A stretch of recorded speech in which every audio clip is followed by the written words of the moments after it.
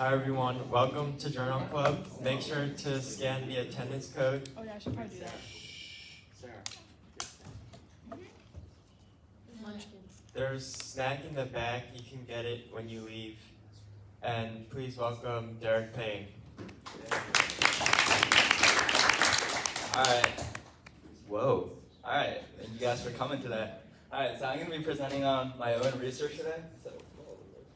Alright, so yeah, I'm going to be presenting on my own research where I use deep learning to predict the RNA 3D structure from cryo-EM density maps. So why is RNA 3D structure prediction important? So RNA plays a central role in all living cells, and its 3D structure determines its function by defining the spatial arrangement of the atoms in 3D space. Determining this structure is extremely important for understanding disease mechanisms and for drug discovery by identifying potential binding sites. To determine this 3D structure experimentally, there are currently some methods to do so, such as X-ray crystallography and cryo-electron microscopy. Cryo-EM works through two steps. So the first step is the experimental step, where the RNA sample is placed in liquid ethane, and then millions of images are taken from different orientations, and then these images are aggregated together to produce a spinal cryo-EM map of electron densities. This map basically represents the overall shape of the molecule. And to give you an analogy of a car, this map basically represents like the grayscale outside cover of the car, while the actual 3D structure gives the locations of all of the parts of the car, like where the wheels are, where the steering wheel is, where the headlights are, etc. So to go from this cryo-EM map to that all-atom 3D structure, it currently requires manual tracing from expertly trained professionals, often taking weeks. This leads to data scarcity, as less than 1% of the PDB database consists of RNA. And this data scarcity leads to limitations in RNA research and inefficiencies in RNA structure prediction, as well as RNA functional analysis. Because of these current limitations, current 3D structure prediction methods use only the RNA sequence for prediction, like this row-fold plus model here. This is a pure deep learning-based model to predict the 3D structure from just the sequence. There are also physics-based methods to predict the 3D structure, and I'll compare my model with these existing models in the results slide. However, these existing models, which only use the sequence for prediction, they often perform poorly because, unlike proteins, which are relatively stable, RNA is inherently very flexible. So these sequence-only prediction methods don't capture the 3D constraints of the RNA. So that's why I created my project where I directly integrate this cryo-EM map to this end-to-end fully automated pipeline to predict this all-atom 3D structure. And I use deep learning methods to do this prediction pipeline. So for the objectives, I aim for my project to be faster than current manual tracing methods to go from that cryo-EM map to the all-atom 3D structure. And it addresses the current data scarcity in the field, as I can apply my model to current unknown cryo-EM maps that has an unknown corresponding 3D structure, so I can create a more comprehensive data set. And I also aim for my model to be more accurate than those 3D structure prediction methods that currently exist, which only use the sequence for prediction, like that row-fold plus model that I talked about in the previous slide. Additionally, I'm going to be using the RNA secondary structure as a constraint to my model. So secondary structure basically defines the base pairings between the RNA, so like the AUCG. To go back to that analogy of a car that I used in the previous slide, the secondary structure would tell you like what parts of the car are like about or around each other, like the front wheels of the engine, like the back wheels, etc. And then I'll also use what's known as a voxel-wise segmentation strategy. So a voxel is basically a small pixel, a small cube in 3D space. So I try to classify each of these voxels, label each one. And I use a voxel-wise segmentation architecture called a sliding window unit transformer. So this architecture was originally used in brain segmentations. My classification strategy is somewhat similar, so that's why I decided to apply this architecture to my project, as I'm also trying to classify basically like an image.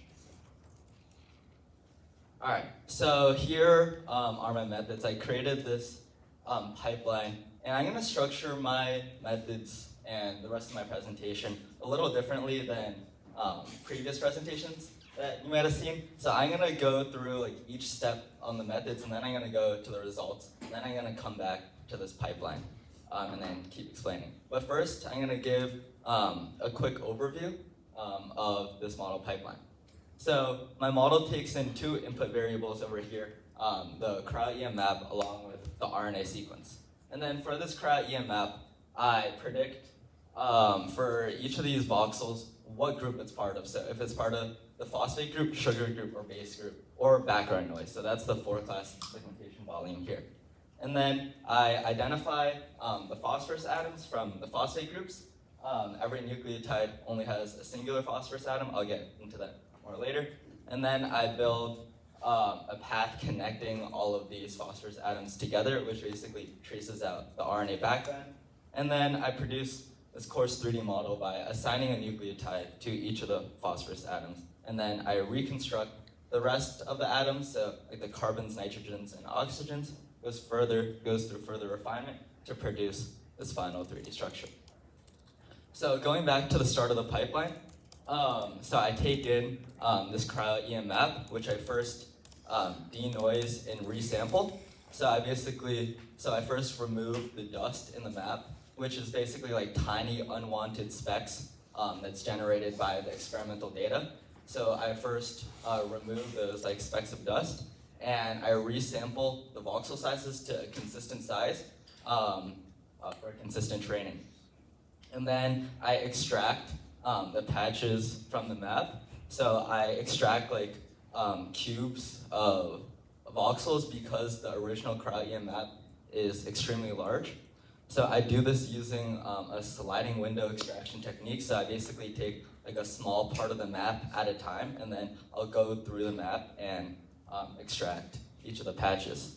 And as you can see here, words are really small over here. But like, yeah, these maps are extremely large, so it's around like 500 cube voxels. I mean, it doesn't have to be a cube, it'd be more like a rectangular prism, but like of that size. So running a model on this entire map, it'd be extremely computationally expensive, as well as there's not many cryo-EM maps. So that's why I split it up into patches. So it has like these two main improvements. So it's less computationally expensive, and it also creates more training data. So that's why I do that. And I pick patches of different sizes because I aim for the smaller patches to capture the more local interactions of the RNA, while the larger patches capture the more long-range interactions. And then for both of these patch sizes, it goes through the same two steps of voxel-wise segmentation. So the first step is the binary segmentation. So binary classification. So for each of these voxels, it predicts whether it's an atom at that position or if it's background noise. And then the multi-class classification says that given that there is an atom at that position, it determines what group it's part of. So if it's part of the phosphate group, sugar group, or base group. And then here are some figures extracted from different slices of the prediction. You can see like how the predictions actually look like in a 2D slice. Here's a visualization of what the nucleotide looks like in 3D space. This is with the uracil base here. Here are the results for both of the steps of classification. So I measured what's known as the F1 score. So it's basically on a range from 0 to 1, where the higher is better, more accurate, capturing false positives along with false negatives. And you can see that, so I ran this for both patch sizes 64 and 128. You can see that my model has over 0.97 F1 for the binary classification and over 0.85 F1 for the multi-class classification, showing that my model is pretty accurate. And then after that, the weights for both of these patches are ensembled together through ensemble learning to produce this 4-class segmentation volume of the entire map with the phosphate group, sugar group, and base group. Then I identify the phosphorus atoms. As what I said earlier, every nucleotide only has a singular phosphorus atom. So if I can locate where these phosphorus atoms are in 3D space, then I can determine where the nucleotide positions are. So basically the phosphate group predictions, they'll come in clusters. And some of the clusters will consist of multiple phosphorus atoms. As you can see, like in the middle here in this RNA structure here, like in the middle here, there might be like, for one cluster, there could be multiple phosphorus atoms, but while on the outside, probably each each cluster prediction probably only has a singular phosphorus atom. So I locate these clusters using a flood fill algorithm. So shout out algorithms people, Dr. Sidorsky. Then I have to assign the phosphorus atoms, how many phosphorus atoms to each of these clusters, and I do this using a sequence-based extraction algorithm. And then, given the number of atoms for each of these clusters, I place these phosphorus atoms in 3D space. So if there's only one atom in the cluster, then I just find the centroid on the center of the cluster. And if there's more than one atom, I pick the positions based on the density, the local maximum density positions from the cryo-EM map. And then after I identify the phosphorus atoms, I build what's known as a Hamiltonian path, which is basically a known math concept, which goes through every node, which in my case are the phosphorus atoms, exactly one time. So shout out everybody in discrete math. We learned Hamiltonian path this year. Yeah, cool. So basically this Hamiltonian path would be perfect for an RNA because RNA is basically a single unbranched chain. It just goes from the 5' end to the 3' end. So this Hamiltonian path basically tells you like how the nucleotides are going to be ordered together. And then I build this Hamiltonian path by first building this phosphorus-phosphorus contact graph. So I connect all the phosphorus atoms that are within 8.5 angstroms apart. And I do this because adjacent nucleotide phosphorus atoms, they're constrained like very tightly within like 5.5 to 6.5 angstroms. I chose this higher threshold of 8.5 here. This is from the validation dataset, as if I choose like a smaller threshold, then like a Hamiltonian path might not exist. So that's why I chose this 8.5 angstrom value here. And then after I form this phosphorus-phosphorus contact graph, I go through, it goes through a distance ordered beam search. So this basically will just identify the Hamiltonian path. It'll choose which of these edges are going to be included in this final Hamiltonian path that's built here. So now that we connected all the phosphorus atoms together, we gotta assign a nucleotide to each of these phosphorus atoms, producing this coarse 3D model here. And I do this by first identifying which side is the 5' end and which side is the 3' end. And I do this by using the secondary structure along with the RNA sequence as constraints. And the secondary structure gives the base pairing, and there's also this base pairing distance between phosphorus atoms are also constrained within a range, 14 to 23 angstroms, so whichever direction has more satisfied base pairs, that's how I assign which side is the 5' end and which side is the 3' end. And then, because multiple Hamiltonian paths could possibly be found, I select and assign the best path using these criteria. So the first criteria is based on the secondary structure prediction again, the highest base pair satisfaction score within that threshold. And then the tiebreaker is for the shortest total backbone distance. And then I assign a nucleotide to each of the phosphorus atoms as you can see in this figure over here, where I assign a nucleotide to each of the phosphorus atoms. And then after that, now that I have this coarse 3D model, so I know where the phosphorus atoms are in 3D space, and I know the nucleotides assigned to each of those atoms, I can reconstruct the rest of the atoms, so the carbons, nitrogens, and oxygens, and go through geometric refinement with molecular dynamics simulations. I do this by feeding that coarse 3D model that I just talked about into this ARENA atom reconstruction tool. And this will produce basically the full RNA structure reconstructing those carbons, nitrogens, and oxygens here.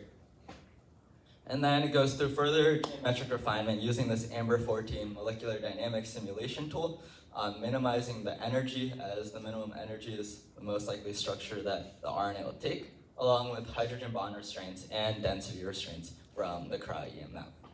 You can see here in this table how well the molecular dynamics simulations improve the prediction, where the smaller the number, the better here for the root mean square distance. This basically represents like the average error between each of the predicted atoms and the actual atom positions. So yeah, the lower the better here.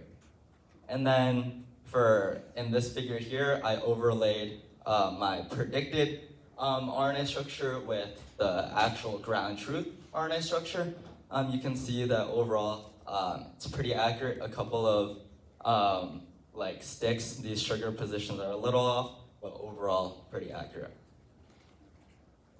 And then comparing my model against current state-of-the-art models, which only use the sequence for prediction. So I compared against that RowFold Plus that I covered in the background, which is a pure deep learning-based method, FAR2, and SimRNA. These are both physics-based methods.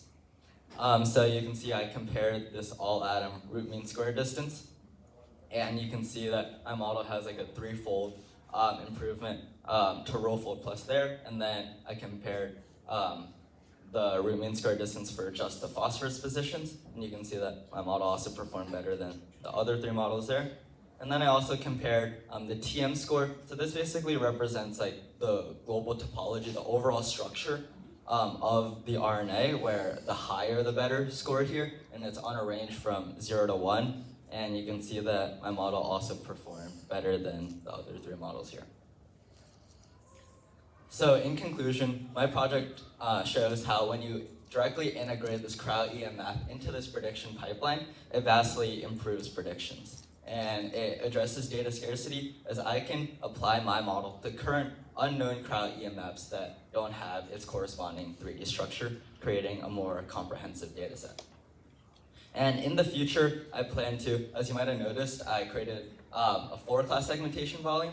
So I also predicted the base and the sugar groups, but they're currently not used. So possibly in the future, I'll use both the base and the sugar groups as constraints to make even more accurate predictions. Additionally, currently the cryo-EM map that I take in, it can only be a single chain RNA. Possibly in the future, I'll modify the pipeline so it'll take in multiple RNA chains, but that would probably mean predicting multiple Hamiltonian paths, and it'd be slightly different. And then lastly, currently, the map that my model takes in, it can only consist of RNA, so it can't take in a protein RNA complex. So potentially in the future, I can first differentiate between protein and RNA and then predict the RNA structure from there, but that's in the future. So yeah, thanks to Journal Club people, and check out my poster on Friday. I'll be presenting for my poster for Research Week on Friday, so come. All right, thank you.